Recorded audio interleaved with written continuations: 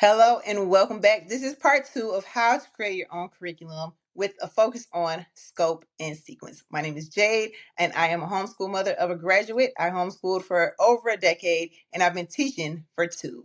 Let's get into it. So you're going to start with your subject overview map. This is the big picture. I'm only focusing on three core subjects here just to make it a little bit easier. So the subjects are ELA, math, and science. And what you're going to do with this is ask yourself some questions like, what does my child already know? What do I want my child to be able to do? And what real world, that doesn't work for me. That does not roll off my tongue. What real world skill connects to this? On the top row, you're going to write the big goal. So what is the end of the year outcome? What do you hope that they have accomplished after learning this by the end of the year or by the end of the quarter? Depends on how long you're creating your scope and sequence. Why does it matter? The key units or themes that you're going to focus on, and then the skill focus. So starting with the second column, and I do want to note that these can align with standards. So part 3 goes over how to align what you're creating for your curriculum and your lesson plans with state standards, if that's what you want to do. So, and again, this second column, ELA, the big goal, write clear multi-paragraph essays. For math, solve multi-step real-world problems. And then for science, understand scientific inquiry. In the next column, under why it matters, so ELA, learning how to write clear multi-paragraph essays. Why does it matter? Communication and critical thinking. For math, the logical reasoning. And for science, curiosity and analysis. For the next column, key units and themes. For ELA, the focus is going to be on narrative, argumentative, and research essays. For math, we're going to focus on fractions, algebra, introduction to algebra. And then for science, this will cover life sciences and earth sciences. And in the last column, the skills focus. So back to ELA, this is going to cover writing and reading comprehension. In math, it's going to cover problem solving. And under science, experimentation and observation. Now, this is what the completed scope and sequence map looks like for a subject overview. But then I want to break this down even further. I'm an ELA teacher, so that is the subject I'm going to use for the example. So we're going to break this down just a little bit more. So my big goal, my end of the year outcome, I want my child to be able to write a clear multi-paragraph essay.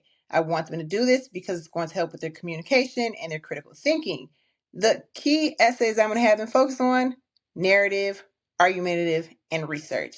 And then the focus, writing and reading comprehension. I want to lay out how they're going to focus on those key themes. So with ELA, remember, I listed 3 different types of writings that I want them to be able to complete. The personal narrative, informational writing, and an argumentative paper. Now my graph is going to change slightly. So my first unit is the personal narrative. The question I'm going to ask: how do stories help shape destiny? I might even find stories related to that specific question to help with reading comprehension as well. The skills that are going to be covered: structure, sequencing, voice. My resources, me. No. If you need assistance with writing, check out Teacher J's Writing Academy, but other books and writing prompts. And then the assessment will be the final essay. Were they able to structure it properly? And I'm going to do the same thing across each one of those units. It does change slightly with argumentative writing and research papers because there are some different elements that they're going to have to include, like citing their sources, depending on where they're at in their writing. Another essential part is tracking what they're learning. So you can use a weekly learning tracker, daily, monthly, whatever works for you. In part 5, I'll go over more details about assessments and tracking. But essentially, you're going to list those weeks, what they worked on. So the lesson focus, if they worked on paragraph structure, I'm going to list the objective using a simple I can statement. I can write a clear topic sentence. The activity, have them write a paragraph. And then the mastery check, review a rubric. Have a rubric or guidelines of what your expectations are for that paragraph and see where they land on the rubric. And then make notes for yourself. What areas do they need to work on? what areas have they mastered. If they did it all and you can put a big old check mark in there, it's time to move on to the next assignment. This is just a real basic skill progression checklist. This will also be available as one of the free resources on my website.